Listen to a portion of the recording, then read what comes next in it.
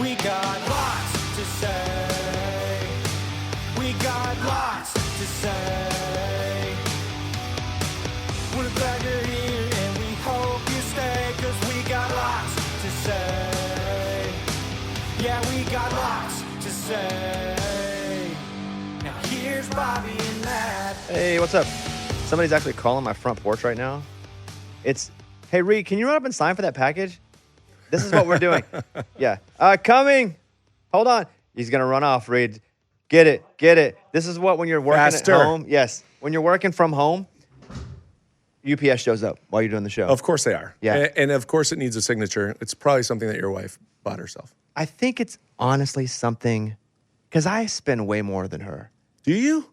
I'm the exact opposite. Yeah, I spend way more than her. She feels guilt about buying like expensive clothes where I don't feel guilt about anything. A lot of the stuff that I buy, though, if I'm buying clothes, it's for like TV or something. You got and swag. I can write it off. You got swag, I don't really have too. swag. You write off your outfits for If television? I use it, yeah, of course. That's brilliant. I didn't come up with it. Like my business manager was like, "You're buying this for television, so you should write it off." What about if I just wear stuff to the podcast? Like I could show up next week. I'm not giving you financial advice. In a three-piece suit next week, I show up. I'm like, I wrote it off. Bobby told me I could. I think you could. Yes. I'm not one to give we're gonna have financial to check advice. that. I know, yes. We're gonna have to check that. We will do sports conspiracies. Now, I've not told Matt what the conspiracies are, but I'm going to run them by you. We'll see if you believe them or if they're fake. I like this. What Matt is going to do later, and I don't know what his are, you're bringing quarterback terminology, and you're going to make me less dumb. Okay. Me and I our like this. listeners. You're going to Yes. you're going to teach me things that casual or mids aren't going to know, but we're going to sound smarter if we happen to hear it and go, oh, yeah, of course, that's what that means. That's it. We've got it, guys. Boom. Okay, I'm in my Matt Cassel number 7 Kansas City Chiefs jersey Rocking today. it hard, looking good. Too. Yeah. Filling it out. I like how this one looks on me better. I'm more of a red guy. Are you? Yeah. See, I was always more of a blue guy, but then red does pop on you. Really brings out your eyes. Hey, thanks, man. Yeah, you're welcome. I got to wonder how it's to change a jersey color and see yourself in a different jersey, because you're all blue. That Patriots jersey looks nothing like this 100%. Chiefs jersey. Is that weird? It was super weird. So I went from the Patriots, pretty classic colors, the grays, the navy blues, all that stuff, patriotic. Then I got to the Chiefs locker room, and there's my jersey, and it's red on red on red, right, everywhere. And it just was one of those things that you kind of have to get used to. I don't know if it's how the jersey catches your eye, the colors, whatever it might be. It just took some time to get used to that, and I changed my number. Yeah, went because I to got number 7 on right now. Well, 16, Lynn Dawson for the Chiefs. I didn't know that they retired it. So they called me and said, hey, what number do you want? I said, 16. And they go, yeah, that's been retired. I was like, yeah, I should have probably done my research here. So they said, well, how about 7? Because 1 + 6 = 7. I was like, that's how they sold it to me. I was like, sure, let's rock it. 7's a great number as well. That's kind of how I was forced to my stupid name, Bobby Bones, because it's not my real name. Bobby's my real name. But I go in and they're like, well, you don't want to use your real name. And I'm 17, 18 years old. I'm like, why not? And they're like, well, it's stupid. Really? Yeah. And I'm like, well, that's not very nice. But also I'm a kid, and I just want to get on the air. And they say you can be Bobby Z or Bobby Bones. They gave me 2 options. Bones was definitely the better pick. I think so too. I never have really loved it. Even now, I don't love it. Really? Because I feel like a pirate or a porn star or something. It's just something. Bobby Z. That doesn't feel. That sounds more piratey. Bobby Z feels like I'm going to sell you some timeshare Oh, or 100%. something. Like, You're hey, definitely on an info commercial. Yeah, like Bobby Z. Well, let's get you a place. Bobby Z, I've got the gorilla grip here. Reed, sign? Oh, you got. Do you know what it was? Did you just leave it there? 3 packages. It was 3 packages? Yeah. Whose name? My name or my wife's? I got no idea. Oh, I appreciate that, buddy. Yeah. He flew up there. We have coming up in a few minutes Jim Nagy, who runs the Reese's Senior Bowl. But then after that, I took a picture and I posted it on Instagram of me in your Patriots jersey, and you had your Cowboys jersey on. And I said, hey, I will give away this Patriots jersey if there's someone who's a big fan. So people commented under it. And we have a listener on. She wrote, yes, Boston girl, love that Matt included Hoosiers as one of his favorites. It's one of mine too. Which means 2 things. 1, Patriots fan, and actually listens to the podcast. And listens to the podcast. Like, that was definitely in-depth analysis Yes. that we're giving right there. So we're going to bring her on, and That's cool. I don't know what your rate is, but I'll have you sign up for her. Perfect. I love that. $1,000? Is that what your rate is? Free 99. Free. Love that. A couple stories. One, speaking of the Chiefs, Now, this comes from the fan 96.5. The Chiefs are leaning towards a move to Kansas, and it's gaining momentum. By the time November rolls around, ground will most likely have been broken in the state of Kansas if that is the direction they decide to move in. And then secondly, there's been talk of a dome in Kansas City. You can't do that. Well, for the Chiefs, because Kansas City is in Kansas, but mostly in Missouri. Right, on the Missouri side. Yeah. Right. What do you think as a former Chief about moving it to Kansas and or doming the new place if they build it?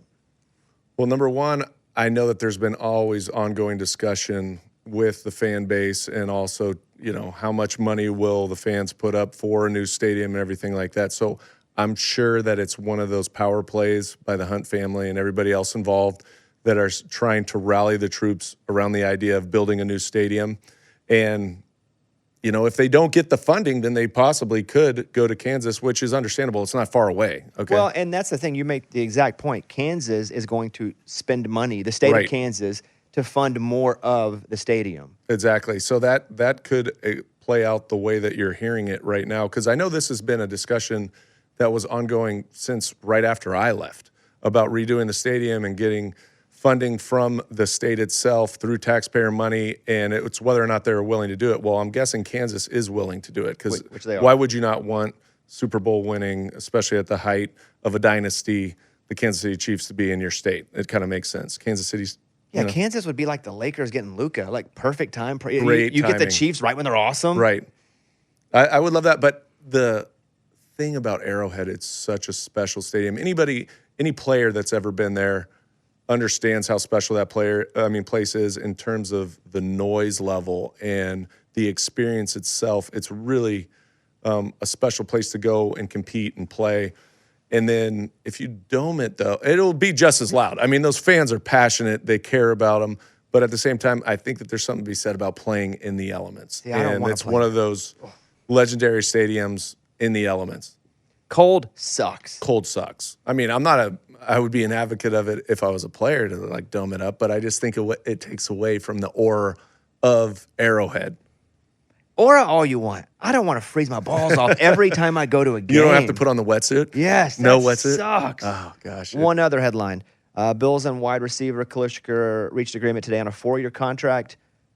It's an extension worth up to $60 million, $32 million guaranteed, $18 million paid in the first 12 months. The deal ties him to Buffalo through the 2029 season.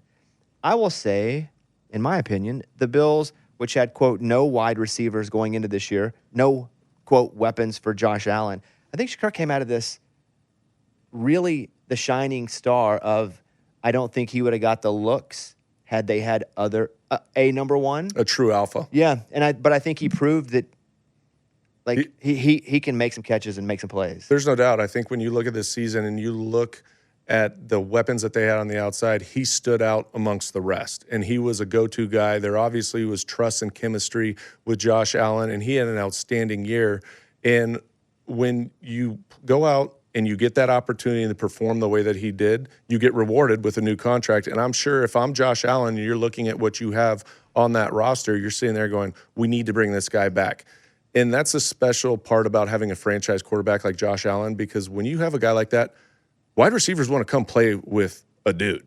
And he's one of the best quarterbacks in the league. He's obviously the MVP of the league this year. And so to bring him back into the fold, and then also they'll probably add more pieces to the outside this next offseason, it'll be pretty special for that player. The Combine is this week in Indy.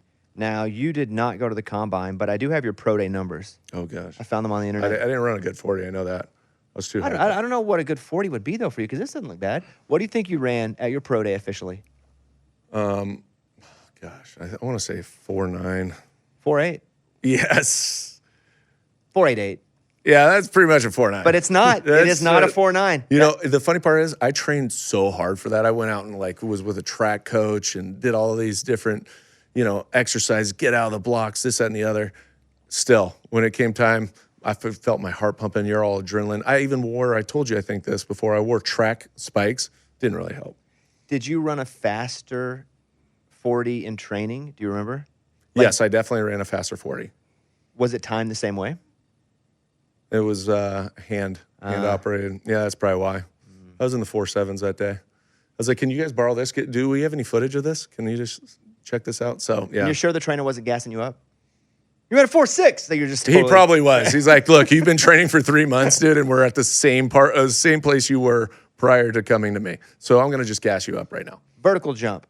Vertical jump, I think I was a 33. 34. See, you're not giving yourself enough credit. He's Mr. Humble in life and on this show. 34 is pretty good. Could you dunk? No, I couldn't dunk. You give me a small ball, I could dunk. So it's probably 2 inches away then? Probably 2 inches away. You never dunked? No. Could you dunk? No.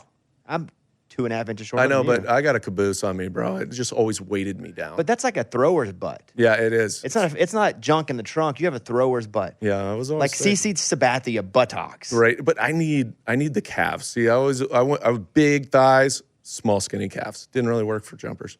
When did you grow as a kid?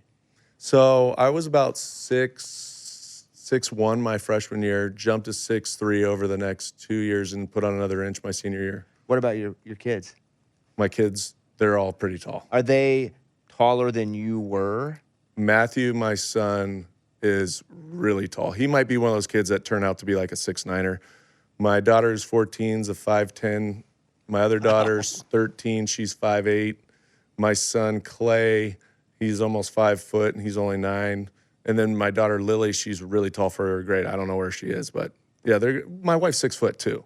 And when you say you don't know where she is, you mean she's tall. You know where she is. You don't know her height. I don't know her Because if you don't know where she is, that's trouble. Hopefully she's still at school. Yeah, that would be a bad. bad parenting decision by me. My wife and I, we do not have kids yet. We plan sometime soon to start trying to have kids next year. So, but I've often said I'd like to name, if we have a boy, the first boy, Bobby. And to her, it's, why would you want to put that pressure on them? This is the conversation we've had. Yeah. She's like, why would you want to put the pressure on them? And then secondly, she's like, why don't women like name their daughters after themselves? That never, she's right. That never happens. It's true.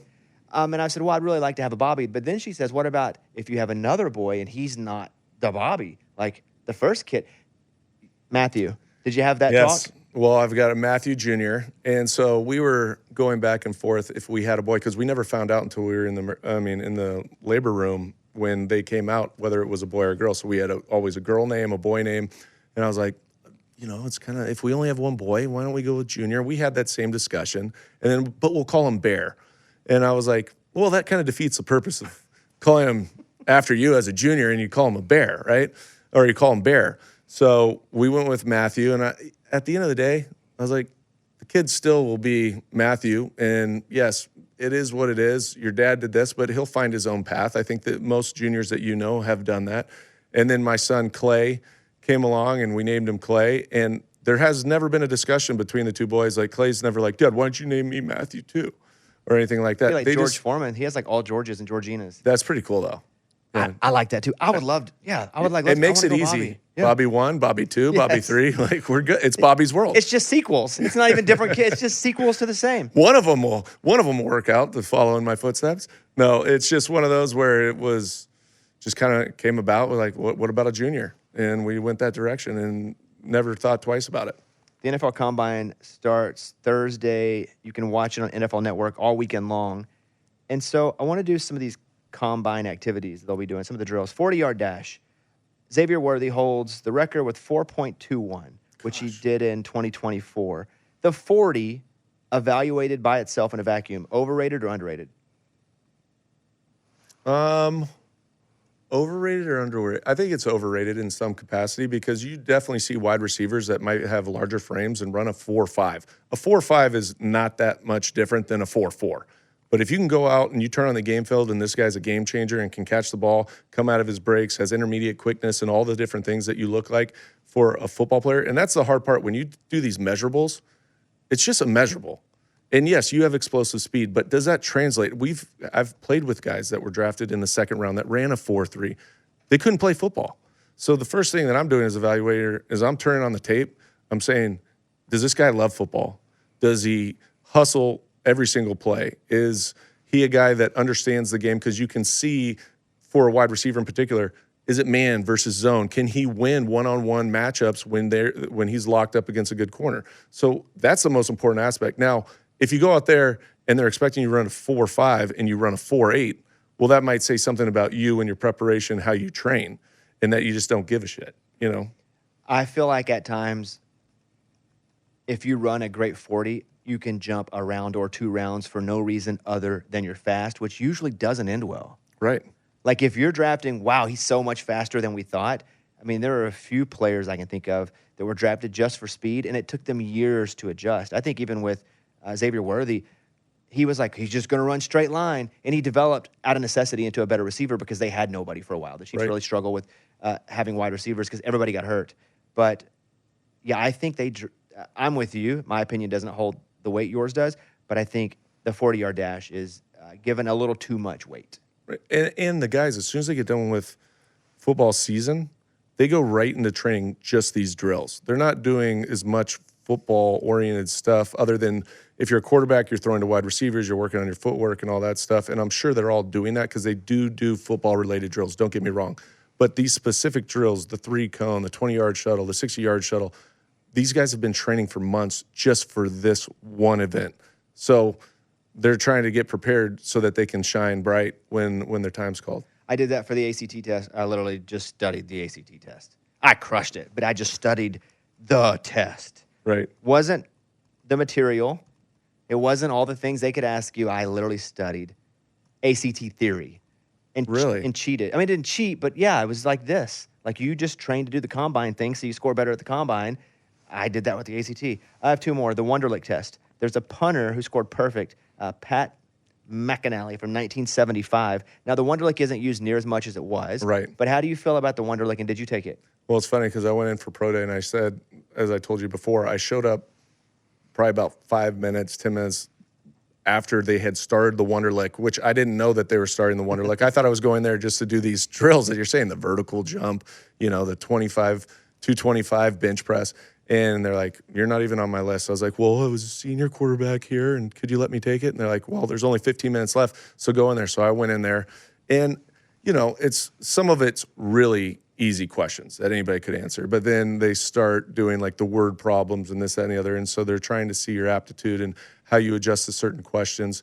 And I think in some capacity, it's overrated just because I don't think a lot of guys are thinking they're going to have to go take an intelligence test as much as, let me tell you what I know about football, the game that you're recruiting me for. It's like having somebody come in for a job interview and not asking them anything about the job that they're about to do and what their skill set is. Instead, you're doing some obscure thing and seeing how they respond to that. You just give them that triangle from Cracker Barrel where you jump the right. where you jump the T's. You ever do that? Where you go sitting there and just have you can have 1 or 2 left? All right, final one. The quarterback's throwing, doing the on-field throwing in the workouts.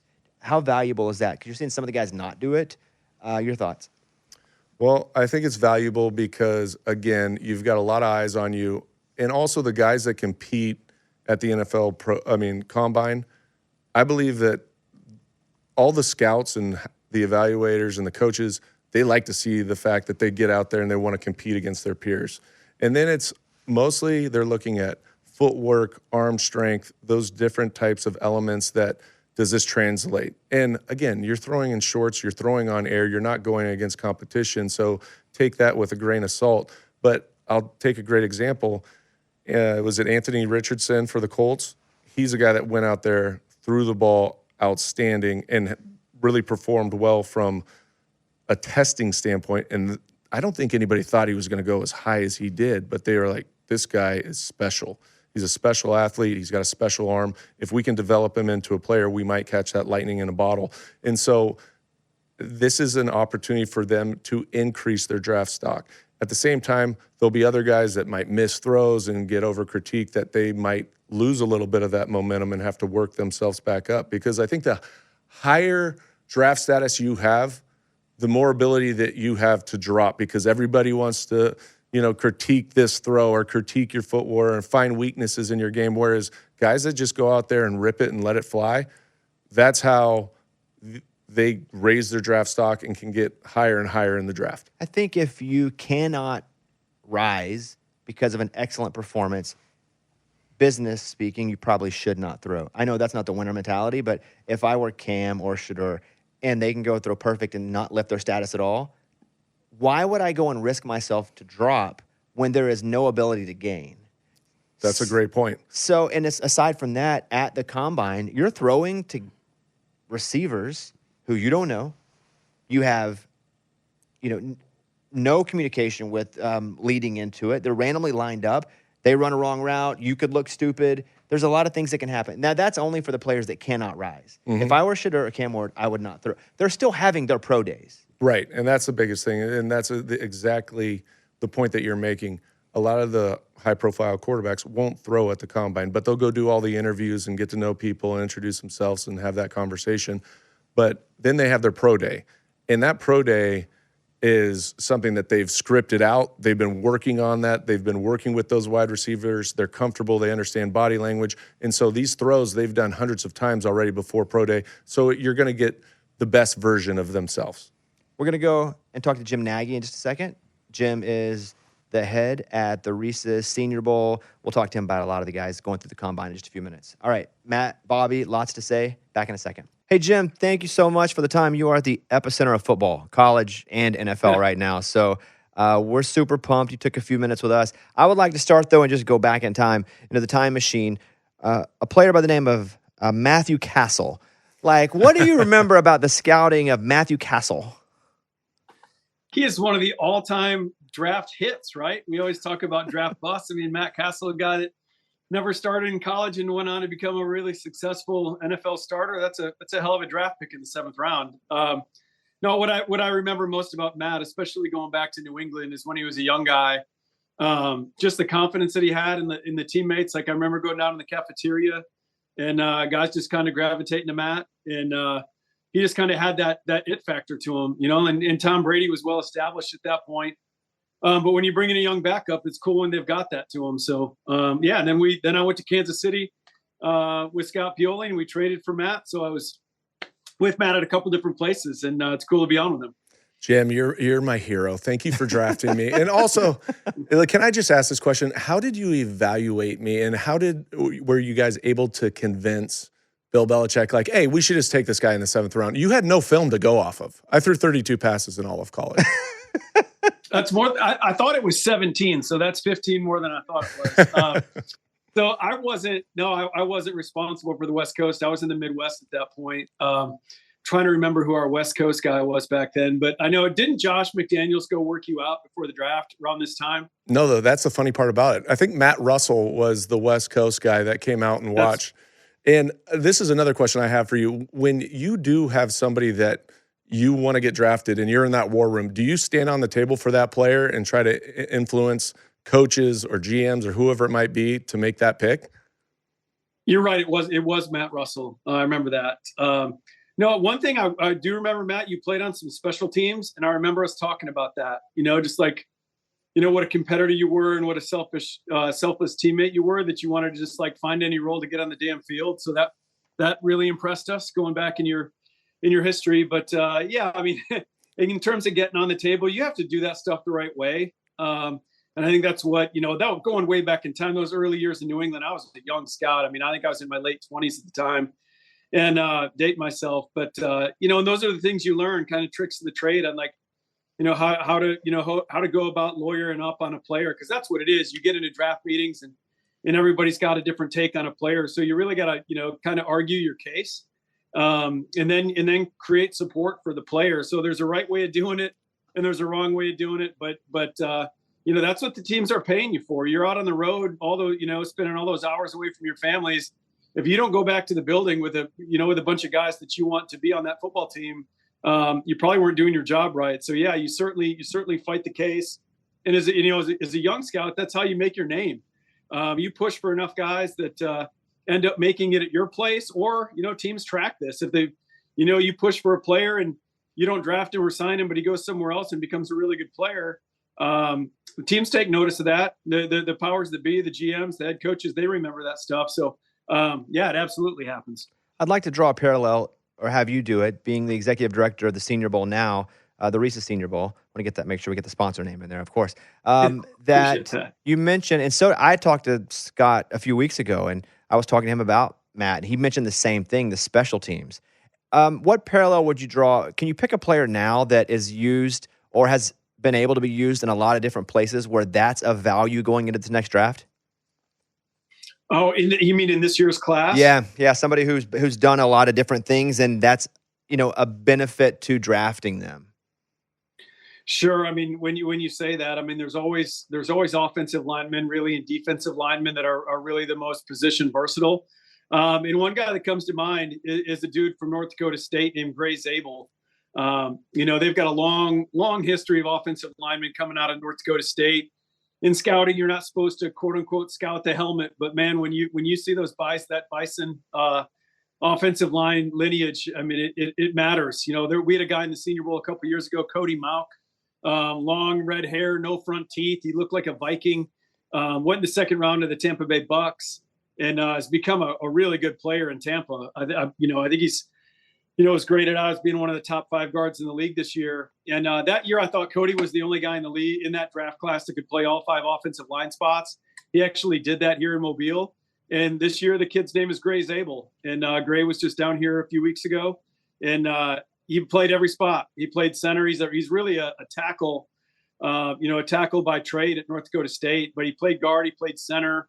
So that's really cool, man. You get into an NFL season and you're only carrying, 8 or 9 offensive linemen on the roster and, maybe only 7 or 8 on game day. You get in a pinch, you got to have guys that can move around. So as Matt knows, the mantra has always been the more you can do. And if you can play all 5 spots, that's a pretty cool calling card. Jim, talk to me about the week of the Senior Bowl, because obviously they play in the game, but when the evaluators are looking at these players and they come to the Senior Bowl, is it one of those situations that the week of preparation, the week of practice is almost more important for evaluators than the actual game?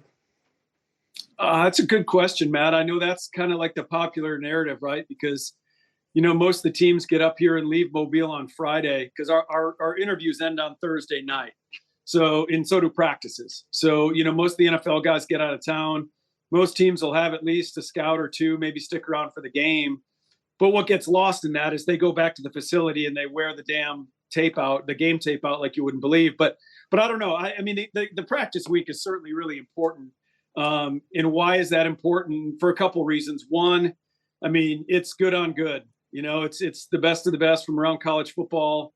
We've had over 40% of the draft of the last 5 drafts playing the game. So, you can even play at a school like USC or a big boy program like that. And depending on what position you play, I mean, you might not go up against a real NFL guy the entire season, or maybe 1 or 2, and then, down here, you're going rep after rep after rep. So those reps are really important. Just seeing how guys compete, how they learn it, how they take coaching on the field. Like I tell our players all the time, like, you're going to get beat down here. Aaron Donald, like we just saw Zach Martin retired. He was in the same Senior Bowl as Aaron Donald. And those 2 guys had some epic battles and they were beating each other up. And, it's not if you lose a rep because you're going to lose reps. I tell all the players, it's how you bounce back. You've got head coaches and GMs down on the field, and that's what they're paying attention for. They're looking at body language. They're looking at facial expression when you get beat and how you bounce back that next rep. So that stuff's all really important because that's stuff you don't see on tape. And then the other value to the Senior Bowl, when people ask you, why, how do you get guys from Ohio State and Georgia and Michigan and these programs to come play in the game? And not trying to disparage the scouting community at all, because that's me. That's who I was for, 20 years. And I still see myself as a scout at heart. But it's a lot more valuable when you get the decision makers seeing you in person. So, again, you talk about pounding the table and getting on the table for players. I know from a scouting perspective, it was a lot easier for me to sell a player to someone like Scott Pioli if he had seen him at the Senior Bowl, right? Like we're all just human. Like there's a level of buy-in when you see it yourself. So, to have the guys that are making the picks in April be up close and personal with these players for an entire week, that's really impactful. So, when I talk to agents and I talk to players and their families, that's really my main pitch, is that these GMs and head coaches are just normal guys. And they're trying in a short period of time, trying to get familiar with a group of players. And, why would you pass up an opportunity when you've got all these 32, teams with all their decision makers, down here hanging out with you for the week? It looks like tier 1 is going to be Shedeur and Cam when it comes to the quarterbacks. But it's that second layer where they're predicting these guys to fall at all different places. I think Jaxson Dart is the one that, I mean, everywhere from a mid first round pick into the second round. Can you tell me about Jaxson Dart and what makes him special and what will make him rise up the draft board? Yeah, it's a great question. Jaxson he does seem like a guy that's gaining momentum. I kind of feel like the media is getting onto that. I think the league was a little ahead of that. Yeah, he's got a lot of really cool stuff when you just break him down. He's got size. He's a really good athlete. He's got very good mobility, kind of like Matt was a bigger quarterback, and Matt's a lot bigger than Jaxson was, but good athlete for his size. He's got a live arm. He's just, and he's been through adversity. I think for a long time now, NFL teams have been trying to drill down on what guys have overcome in life, and again, bringing that back to Matt. I mean, Matt overcame a lot mentally, mental toughness, trying to gut through his career at USC. And, you saw in last year's draft cycle, I think they really started to do that with the quarterback position. Maybe that's something the league ignored for a while, was really drilling down into the mental toughness. And I think we saw it with Bo Nix. You try, a lot of these quarterbacks have had the easy road. They've always been the best players in high school and college. And, then they get to the pros and stuff hits the fan a little bit and they don't know how to react. Where, with Bo Nix last year, he was, went through a lot at Auburn. We saw that, having a lot of pressure on him, following his dad's footsteps, having it not turn out great after his second year and then going to Eugene, Oregon and reinventing himself. And that's kind of what Jaxson Dart had to do, starting off at USC and being the starter as a freshman and then, having to go out to Oxford and kind of refine himself in a different part of the country. So the teams know he's been through some stuff. So, the biggest thing for Jaxson in Mobile was and I say this in all respect to Lane Kiffin, was seeing him operate outside of the Ole Miss offense because, talking to a lot of guys in the league, I had one buddy who's an assistant GM tell me this fall that like watching Jaxson on tape was watching routes on air a lot at Ole Miss. I mean, guys are just running wide ass open and, there's not the small windows and didn't have to anticipate like you have to at the next level. And so to come down to the Senior Bowl and play in a real NFL style offense with, all those things, more accuracy and things of that nature helped him. So he's a really cool prospect. And like you said, like that range you gave him, I mean, I would err towards the high side of that just because there's so many teams right now that need quarterbacks. Jim, you got a front row seat to watch all these guys at the Senior Bowl, and now we're going into the Combine week. Who are some of the names that you're high on that you got to see firsthand and say, hey, this is a dude that can continue to make that jump in the eyes of all the evaluators?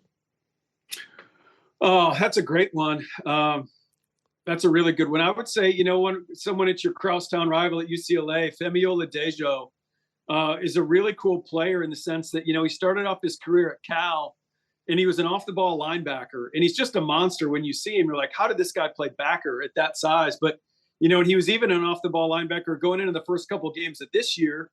And I think they moved him in like week 3. And, Matt, you'll remember this guy, Clancy Pendergast, was our D coordinator in Kansas City, and he's on that UCLA staff now. And he called me about week 4, week 5, and he's like, Jim, just keep an eye on this kid. He's like, we moved him down to the edge. We're letting him rush the passer a little bit. I really feel like this is his best home. And he took off the second half of the year. I mean, this guy's long. He's powerful. He just has the prototype edge rusher body. And then he comes to the Senior Bowl, and he was unbelievable. He was great on the field. He was great off the field. I mean, really high energy guy, loves football. So I hope he carries that momentum into the Combine. I'll be curious to see what some of the testing stuff looks like, because on the field, for a guy that hasn't done what he's been asked to do for very long, I mean, it's exciting to project and think what this guy's going to be 2 years from now, and someone actually works with him how to rush the passer. Because right now, I think he's just going off natural ability. So just really curious to see how Fem does with all the testing stuff. Can you describe to me what Jalen Milroe will be at the next level? Mostly, I'm an SEC guy. I watched him run a lot, but his arm is tremendous. I don't feel like he got to use it a lot. But what is he going to be at the pro level as a quarterback? That's a great question. I think that, if I were to be able to pay admission to go into any draft room, this spring and be a fly on the wall for some of the debates, it would be for Jalen Milroe. If I could sit in on one player, because I think there's going to be arguments on both sides. And, if you're debating on the lower side with Jalen Milroe, you'll point to like the Oklahoma game and some of the inconsistencies with the accuracy, especially like short to intermediate.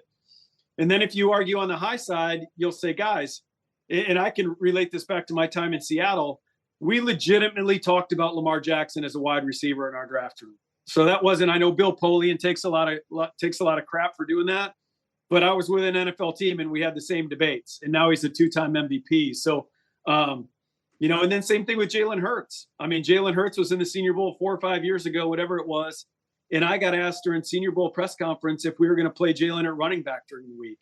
So again, like, you can sit there and argue all you want, but the thing I've learned with the accuracy piece is if you've got good feet, to me, accuracy starts at the ground up. And I mean, if you're a high-end athlete like Jalen Hurts and Josh Allen, who had accuracy questions, and now to a guy like Jalen Milroe, I think that's going to get better. When you work like Jalen Milroe does and Jalen Hurts does and Josh Allen do, like, those guys are high-end workers. They're going to get better at their craft.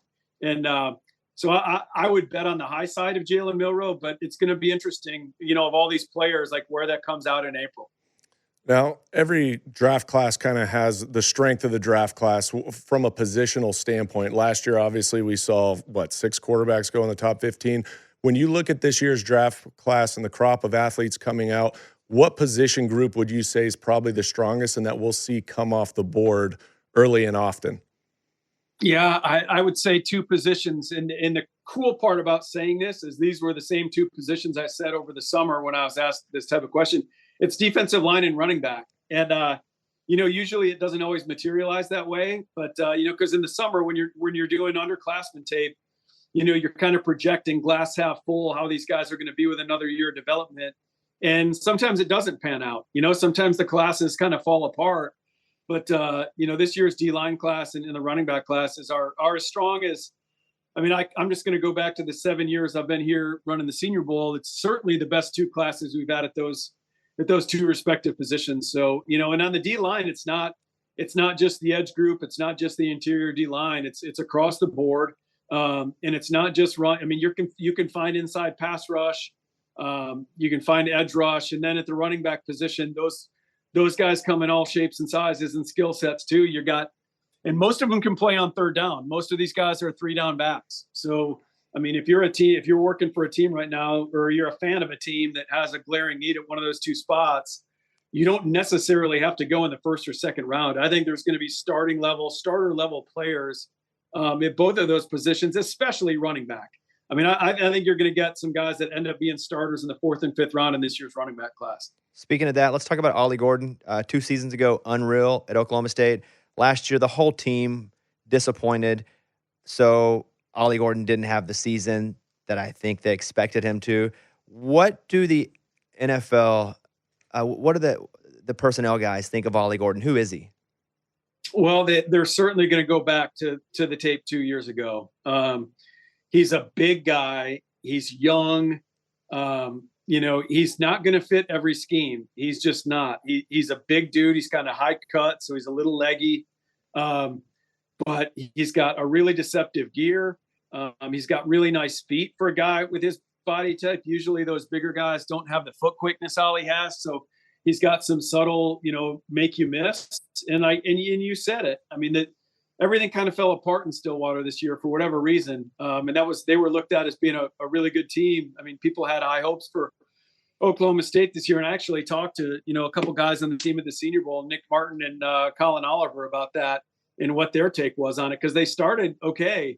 And then things just kind of fell apart. But I think what Ollie showed, coming in the Senior Bowl is teams might've thought he's just really a base downs running back that, will struggle to contribute in sub packages, and he can catch the ball. They didn't use him a lot, but and again, he's a big target out of the backfield, which is, really, really friendly for a quarterback. So I think his best football is still ahead of him. I think if you go back to 2023, you know exactly what he is.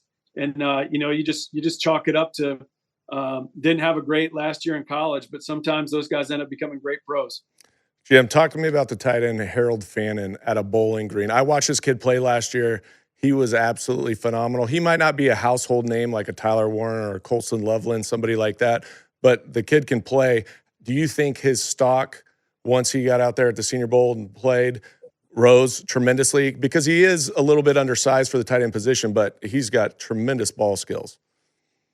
Yeah, he's a unique prospect. Like it's everyone likes to, especially in the media, more so than with teams, but everyone tries to do the player comparison game, and he's a hard one because, like you said, he's only about 6'3", so he's a little undersized, more of an old school H-back type body type.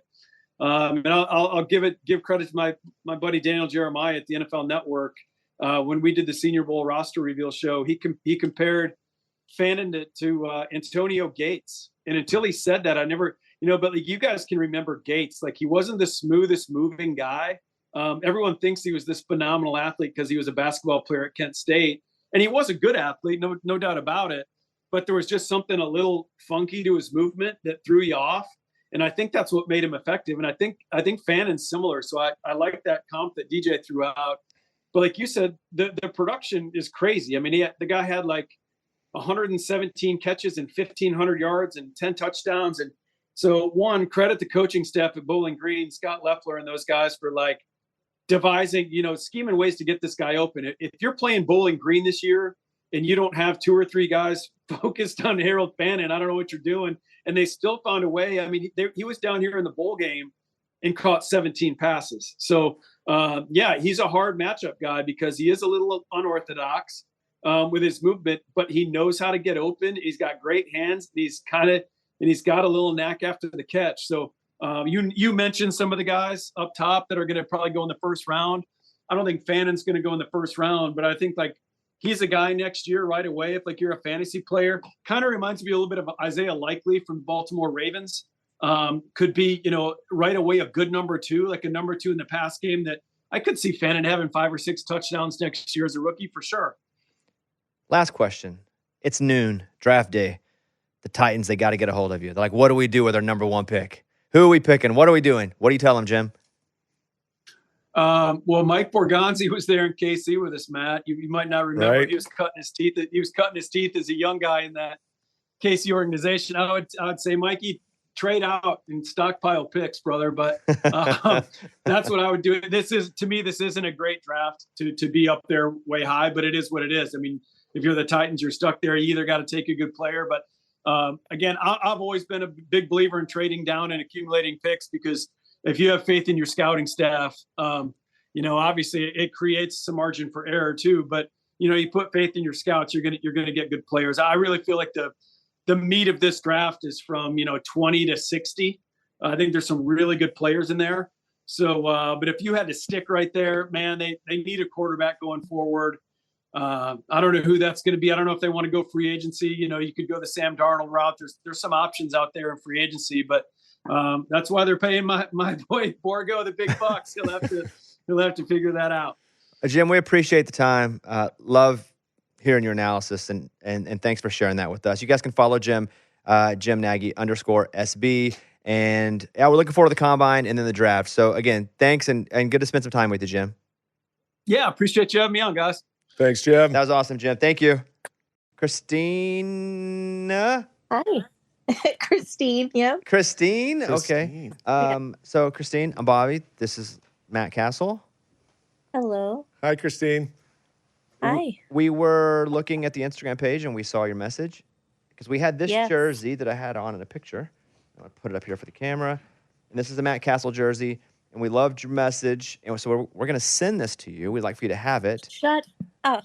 Oh, 100%. She said shut up. So say nothing else. Say nothing else. So we'll say nothing else. She wants the stage. Go ahead. And then I'm going to have Matt sign it for you. So who would you like? That is awesome. Who would you like him to sign it to? To me. Perfect. Oh, 100%. That's what I love to hear. I'm a huge Patriots fan. So I'm assuming since you're up in the Northeast, you are a massive Patriots lifetime fan. How did you become a Patriots fan? Is it just your family all Patriots fans or just live there? Yes. No, my dad is an unbelievable Patriots fan. So back like in the 80s when I was little, he would take me to the old Foxborough Stadium and we'd get tickets on Sunday. And I mean, they were super cheap because the Patriots weren't good then. So we could go to the games and he'd take us every Sunday. So I just grew up a giant Patriots fan. That's my whole life has revolved around the Patriots schedule. So after Tom Brady, who was your second favorite quarterback? Matt Cassel. Of course. That's my Yes, girl. That's yes. it's always Tom Brady first. There's no guessing there. But No. but Drake Yeah. May, you've got to be pretty excited about the young buck. Yeah, showed some pretty good stuff this past season. Hope we can get some good receivers for him. And there's definitely some promise. And how about your boy It's been Mike rough. Vrabel coming back? I love Mike Vrabel. Yes, I think that was great. Did you ever get to I see? like Gerard Mayo. It just didn't work out. Yeah, Unfortunately. he only got a year. Right. He kind of Yeah. got screwed in that whole Yeah, situation. yeah. I mean, it wasn't did. the most favorable Yeah. 1 year. What about? Did you ever Yeah. get to see Matt play live? I did not. My daughter's dad was at that first game when Brady's knee went and Matt came in to save the season. Oh, was he one of the ones that were going, no? Oh, Yeah, God. he was. He vowed to never go to another game again, but it turned out pretty good. It wasn't so bad. That's amazing. We picked you for a couple reasons. One, because you're obviously a fan, we could tell, but also you listen to the podcast because you referenced Matt liking Hoosiers. So we really Yes. appreciate you listening to the show. That means a lot to us. Thank you so much. I appreciate it. And And I love Hoosiers. Hoosiers really is one of my favorite movies. so we're going to make sure to put you on hold and get your information. And I'm going to have Matt sign Okay. this as soon as the show is over, and we're going to mail it right up to you, okay? Awesome. Thank you so much. I appreciate it. Are you hiding from work now? Are you off work? No, I'm off work. I work an early shift, like 4:45 to 1:30, so I'm already home for the day. I understand that pain. That's what I'm talking about. Yeah. Do you struggle It's early. getting to sleep at a time that makes sense? Yeah, 6:30. I want to go to bed, Yeah, so same. I get it. Well, thank Yeah. you, Christine, and we're going to send this to you, and we appreciate you listening. Awesome. Thank you so much. All right, Nice bye- meeting you. bye, Thank you. Christine. All right, you too. Bye-bye. I have sports conspiracies, and all I'd like for you, and I'll do the same. We will say if we think it is true, could be true, or no chance. Okay. It's one of the three. Let's start with this. Have you heard about the 1985 NBA draft lottery and how supposedly it was rigged for the Knicks? Now, the theory is the NBA wanted Patrick Ewing in New York to boost the league's biggest market, so they rigged the lottery. Some people, and I've listened to quite a few podcasts and watched quite a few TikToks on this, believe that the Knicks envelope, because he reached in to grab an envelope, it was either bent or frozen, so David Stern could easily identify it. So the question is, do you think, and you could, inside this category, this could not even be about this specifically, but it could be the Cleveland Cavaliers when they got LeBron. That's his home. Yes. Kind of crazy that he ends up going to, now that's not a You massive don't think market. it's just the luck of the draw? Do you think it's the luck of the draw? No, I think that there's a possibility there. I put it in the possibility I category put it too. absolutely in the possibility category. Because you have a star like Patrick Ewing in the biggest market. That's automatic revenue if he's halfway good. That's revenue. That's eyes on the sport. Absolutely. That's all the different media attention that comes in the media outlets covering the game. I mean, I could say it's a possibility. I'll give it possibility too. Right. The frozen envelope, if, I was going to say that's pretty gangster. if done, that's brilliant. I was Because gonna it looks no different and you're feeling around. Right. Oh, that's the cold one. Got it. Like, Yeah, that's awesome. There it is. There it is. Michael Jordan's secret suspension for gambling. The theory is Michael Jordan didn't retire to play baseball, really. NBA Commissioner David Stern secretly suspended him for gambling. His sudden retirement came after rumors of gambling problems, and he conveniently returned right after his supposed suspension would have ended. Now, Jordan is a known gambler. It's not even illegal. Like, dude loves to compete in any way possible. And the conspiracy is that he had been caught. Another crazy conspiracy is that's why his dad was killed. I know. Now, that's super conspiracy. Right. But that David Stern didn't want to outwardly suspend him, but needed to suspend him, and that's what he decided to do was play baseball. Well, I'm going to go with true to possibly true. Like, I'm right on the. I'm either, You're between the two? I'm either or. I mean, because definitely a known gambler, still gambles to this day, is a legend in that community. Like golfing, anything you're gambling. We were even at the Kentucky Derby one time. We ran into Jordan at one of the events there, and my offensive lineman, Dan Copen, immediately goes, "You want to play high card?" Just off a whim. He couldn't have been cooler. He's like, "Absolutely, $1,000 a hand." I was like, "Oh." I was like, "I'm out. Go ahead. Enjoy that." So I've seen it firsthand. Like, it's just something that's in his DNA. So I'm hoping it's a possible true with, opposite, but I could see it going easily to be a truthful statement. Yeah, if we're like on a scale of 1 to 10, and 1 means not at all, and 10 means for sure, I'm like an 8. You know, I might be a 9 because of this reason. Who wants to go down to Birmingham, Alabama, For sure. and play AA baseball? The Barons? And then- You're going to go play for the Barons? And then you got to be in the bus leagues. Like my brother played for Birmingham, Alabama. I've been there and I understand what minor league baseball looks like. You go from the pinnacle of the greatest heights that you could possibly be and a legend in your sport and be like, no, you know what? I'm going to go sign baseballs for fans and play in the minor leagues. Right after 3 championships. Right after 3 championships when you're still in your prime. Yes, because he came back and won 3 more. Exactly. That's how in his prime he was. So I'm going, you know too. what? I'm going with a yes on that. I'd like to say again, we have no idea. We have no inside information on any Right. of these, or I wouldn't bring them up. The Black Sox scandal, Major League Baseball in 1919. 8 Chicago White Sox players intentionally threw the World Series in exchange for money from gamblers. And it's not so much that happened, but... It did happen, didn't it? Yes. Right. Shoeless Joe was supposedly not involved. He played out of his mind, batted over 300, played his face off. He said he was innocent. Other people said he was innocent, but he was still banned. So you think Shoeless Joe was involved? No. Not if you bat 300 during the World Series and you ball out of your mind, unless they were like, hey, look, we're going to blow this game, put money on the other team, but you go and do your thing because it'll make us look less guilty. But Now you're next leveling it. Now you're frozen enveloping it. hey, thank you very much. Well, this is all conspiracy theory anyway. So if you go out there and ball out of your mind and don't show any weaknesses in your game or uncharacteristic play, I believe him. Yeah, I believe him too. Anything more? Well, I'm just looking at his stats here because, This is his stats for the World Series? yes, 375 batting average. That's amazing. 12 hits, which was a World Series record at the time. No errors in the field. Hit the only home run of the entire series. He claimed he never took money. He later said gamblers offered him $5,000, which now is probably like $100,000. Right. He was illiterate. Some believe he didn't fully understand what was happening when he, quote, confessed, like they coerced him into a confession. Mm-hmm. And the jury found him not guilty, but MLB still banned him. That's messed up, Yeah, that's messed up, especially if he couldn't read. especially if you couldn't And read. yeah. And then you got a lawyer sitting there using really big words, and you're like, That's when I bought played- a house. That's what I played did. baseball. I didn't know what was happening. I bought a when house. they I just sent- signed papers. Yeah. I don't know. Exactly. When they put all of it in writing, you're sitting there going, I don't understand any of those words. And at some point, you just go, I'll just sign whatever. Yeah. Am I liable for anything? Is it actually my house?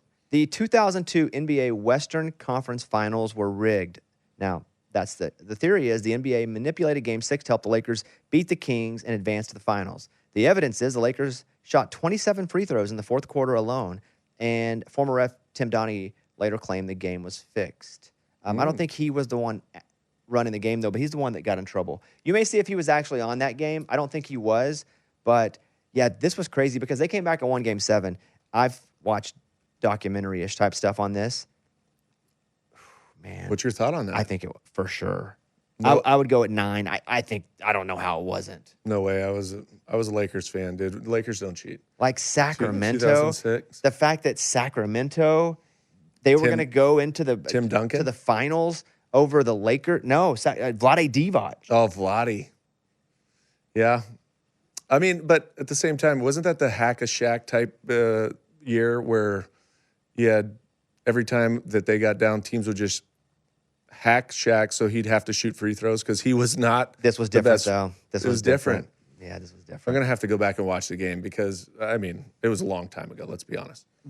I've never heard of this one. This one's just funny. It was 2012, so it wasn't like 1910. Right. So 2012, the Olympic badminton match fixing scandal. Love Several it. teams intentionally lost matches in group play to get easier matchups in later rounds. The teams barely tried, serving into the net on purpose and refusing to hit rallies. They were eventually disqualified for unsportsmanlike conduct.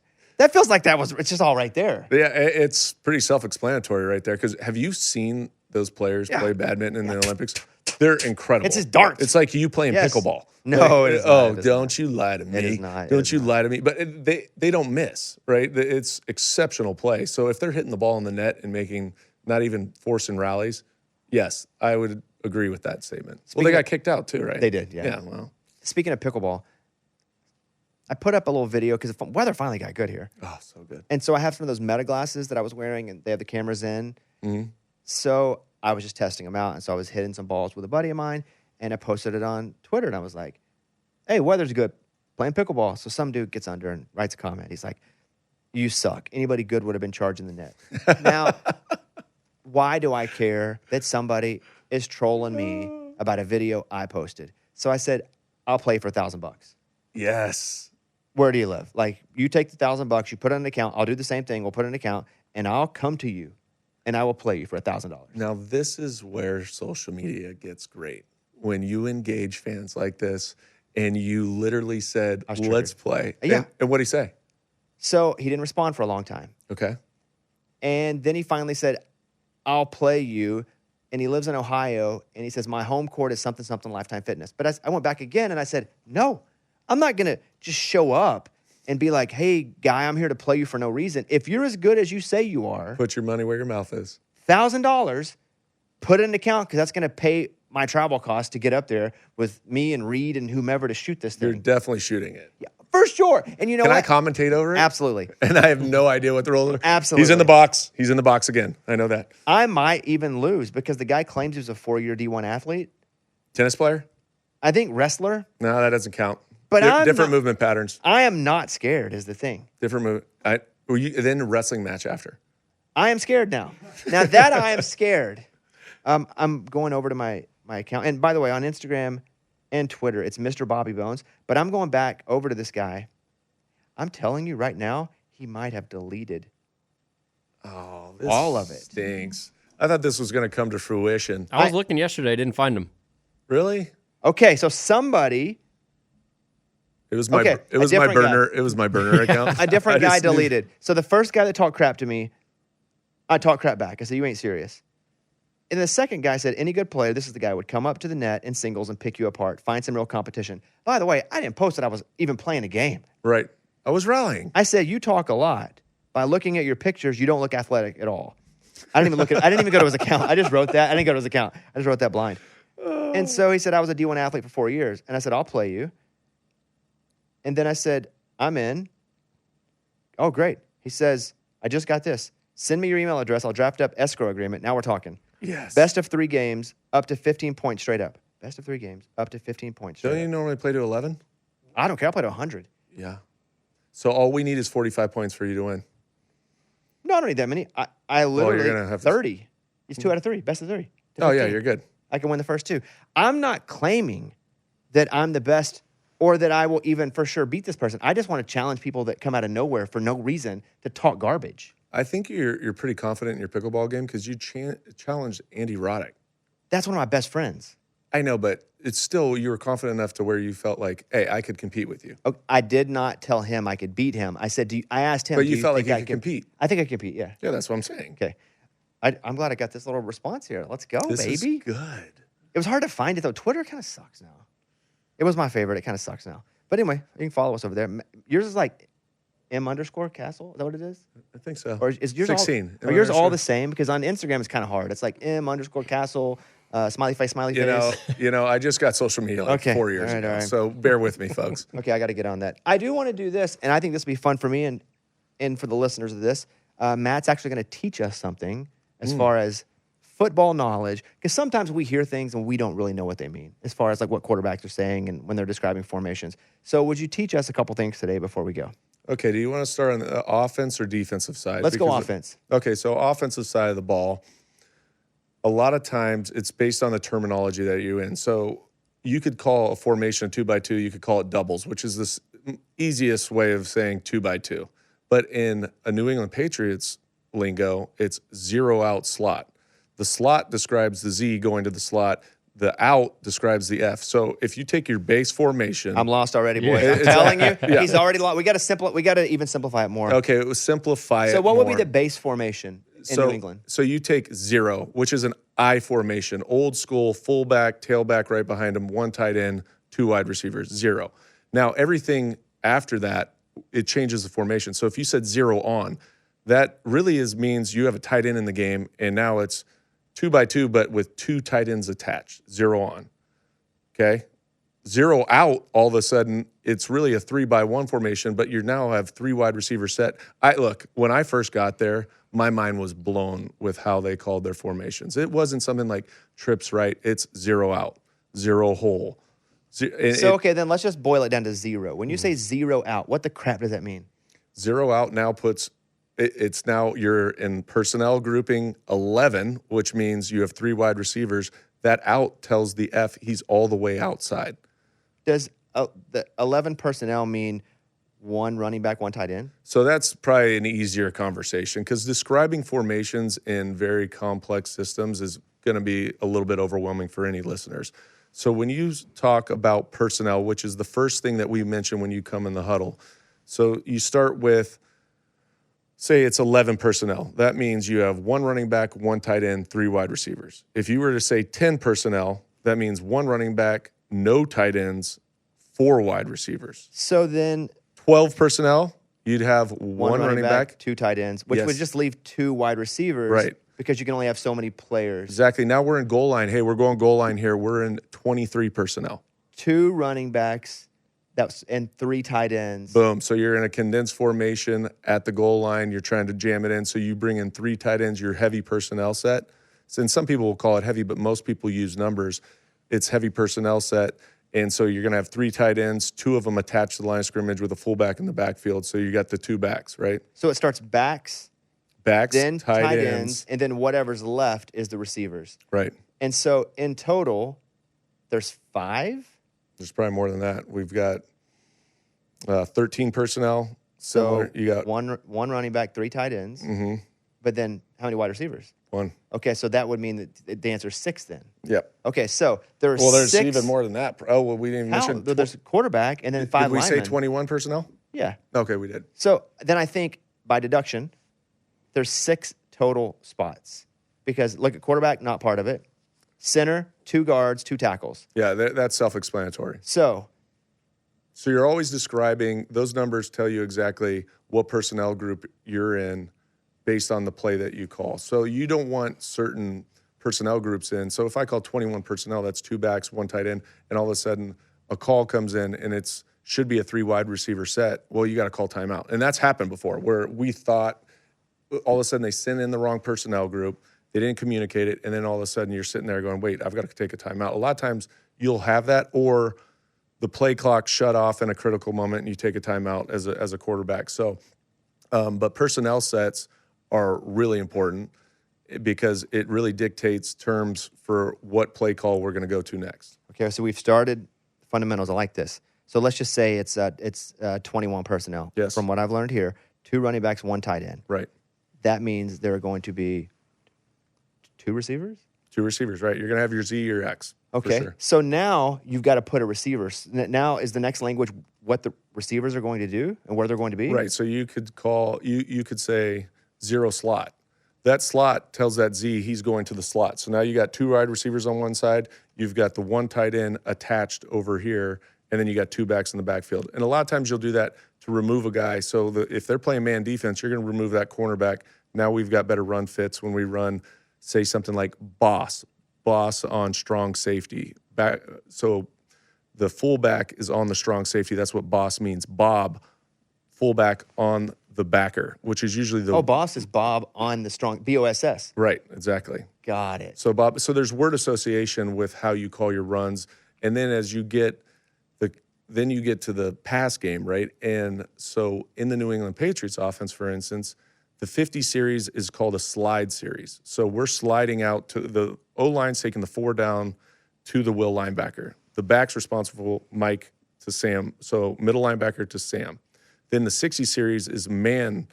And so that means the offensive line's taking the 4 down to that middle backer, and they're scanning, dueling through to the Sam over here, and the back has the weak side backer. Yeah, I walked into a trigonometry class. I mean, I was going to say. Like, I did some intro to trig, and so I was able to talk us through the personnel part. The rest, I'm a little lost. Let me ask you one other fundamental question then. Why is it important to identify the mic? Okay, so that sets your protections up. So really, when you come to a line of scrimmage, say we had a 6-man protection in the 60s, right? That means the line's taking the 4 down to the Mike linebacker. If he's cheated over this way, they can duel that front side, meaning if the Mike comes by himself, they'll pick him up with one of the 5 linemen. Okay, usually the interior. If they overload pressure, I know I'm hot off of. You're two saying a guys lot of strong. things, and you lost me like as soon as you opened your mouth. Okay. Yes. Well, so It's like asking a brain surgeon to do all it 2 does plus is 2. when you identify the Mike linebacker, that sets your protection scheme. That tells the offensive line in the back immediately. So I come up and say, Mike's 54. That means if in the protection scheme, you're responsible for 4 down to the will linebacker, that's now the next guy over is going to be the will linebacker. And it doesn't matter who it is. It could be a nickel back, which is, a whole nother terminology, but they're going to that guy, and the running back starts with the middle linebacker out to the Sam. Now, when you come up in any protection, you're always identifying the Mike linebacker. Where it gets a little bit tricky is in certain offenses, as a strong safety rotates down, you know that they can't fire that weak side linebacker because he's got to be in coverage over there. So you will change your Mike point. You'll go, normally he's the middle linebacker. You change him, and now I re-identify the Mike as the Sam. That changes everybody's course and where they're going to in the initial start of the protection. So there's a lot of different moving parts, and it takes time. I could ask my guys. Do you guys have any idea what we're talking about? Kevin? How about something simple like What I hear, like, defensively can I- P coverage? Okay, I like that. But let me ask one more question because I want to get better at this. When I'm identifying the Mike on Madden, what I feel like I'm doing, I could be completely wrong. I could be doing it wrong. I feel like when I identify the Mike, regardless of where he is, that's now the middle of my offense is adjusting my protection to that person. That's exactly what you're doing. So if there's something as simple as it's called boss, backer strong. They'll move over gap. You just did a different boss, man. You give us a second boss? Okay, they boss, they How many bow. bosses we they got boss, here? they bow. Okay. Okay, meaning they move strong, they move weak. Well, that always is an indication for a quarterback that they're going to have some kind of safety, either the weak safety or the strong safety, drop down into some kind of post safety. But still, when you look at it and identify it as middle linebackers here, because that's what the structure of the defense is, that's where your offensive line's starting. I need to know what P coverage is. P coverage it's actually when they have some type of defensive lineman drop back. So now you have 8 people in coverage. It's usually in long distance situations for the defensive unit where they drop. You see sometimes those big defensive linemen drop in the middle of the field and try to steal something. So they're just trying to get an extra guy in coverage. Do you understand nickel, dime? I do, all yes. those? Yeah. See? So you got that down. Yeah, it was just all the formations. It's and really numbers. hard to sit here without Yeah. like a board. Yeah. to Maybe kinda that's what we do describe- next time. Yeah, I was like, Get them aboard. But here's what I learned, though. Personnel, 23. 2 running backs, 3 tight ends. bam, nailed it. 13. 1 running back, 3 tight ends. But I get that'd be tough. You can't really do 13, can you? Oh yeah, you can. You can? Yeah. And then the rest are just whatever wide receiver. So it's a numbers game, like whatever's left. Right, and a lot of it is because you're trying to create mismatches because you know that any type of big personnel group, whether it's 21, it's kind of regular personnel groups, you're going to get their regular defense. And a lot of times it simplifies it for the offense. But all of a sudden you go 13 personnel, it's still a big offensive unit. They stay in regular, but now you get mismatches, and that's where guys like Gronk and the Travis Kelce's of the world and all those, they used to eat because the matchups on linebackers and safeties is different versus a DB because they have to match your personnel. And then all of a sudden they say, look, this guy's killing us. They substitute a defensive back for one of those linebackers, which is considered nickel, and now you run the ball because now you have advantage to running the football against lesser defenders. Logan Ryan, friend of ours, would play a bunch of nickel. It's one of the most important aspects of any defense is a good nickel back because they usually play on the interior part of the defense. They also have to be good at run force because they have to stick their nose in there. They're usually asked to blitz off the edge. And if you've got a good nickel and then who can also transition and play really good pass defense, they're solid because who's the guy that's normally in the slot at the wide receiver position? A guy that's shifty, he's quick, he's one of those possession type guys that you White utilize. guy is what you're saying. A try hard. Yeah. A guy that's always in the right position. First in, last out. Yeah. Yes. Exactly. Okay, well, I'm a little brain fried from that, but I feel like I got the points there. Next week, I'm going to be stronger. That's it. Thanks to Jim Nagy. Thanks to Matt, who crushed it today, brought in his knowledge, brought in his cap and gown, and said, class, sit down. I'm about to teach you what you don't know. That's when you realize you think you might know something about football, that you don't know anything about football. When someone who knows about football comes in and says, here's what I know about football. And then I'm starting to realize, I was like, maybe I wouldn't be a good coach because I'm overwhelming my audience very quickly. I should have started very simplistically. I think 12-year-olds have a better chance. 5 offensive we did. linemen, Yeah. center quarterback exchange, victory formation. A visual would help too, to his point. A visual, board. A board. Because when you hear it and you don't understand the dynamics of what you're looking at, you're just like, yeah, you've lost me at hello. But I think it's great for people like myself that didn't even understand it to understand we don't even understand. Instead of going, why didn't that guy make... It's easy for me to do that. Just yell at the screen. And that's all the time when you're like, what happened? Why do they have the busted coverage? You're like, well, it was pretty complex. Yeah, 52 treasure hat, jumpy. You didn't see that? Yeah, boss two, Like, boss what two. the crap? You didn't see the Sam Strong safety blitz off the edge. What's the matter with you? It's like, no, I didn't. That's why I got hit in my face. All right, we're out. Thanks to Reed Yarberry, head of video and cameras and production. Thanks to our executive producer, Kickoff Kevin. Again, thanks to Jim Nagy. He was awesome. He's Matt Cassel. I'm Bobby Bones, and we had lots to say. Thank you, guys.